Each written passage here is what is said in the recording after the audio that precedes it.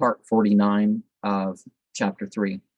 A meeting was held at the Parwana's palace, each guest bringing his own waxlight of about 4 or 5 pounds weight. Jalal came to the assembly with a small wax taper.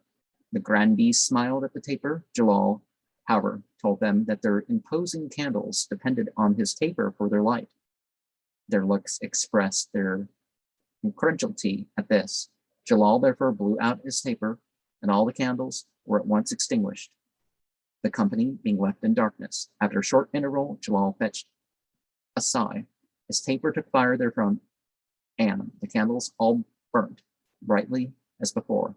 Numerous were the conversations resulting from this miraculous display.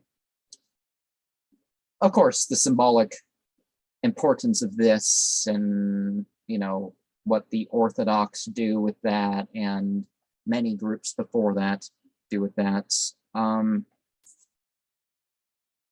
sort of thing. All the lights are put out, and then they're relit from the same thing. But the point is the cyclic succession, right?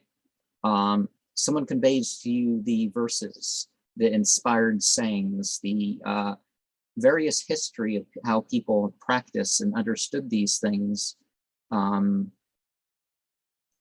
the artistic expression, and what that awakens in us.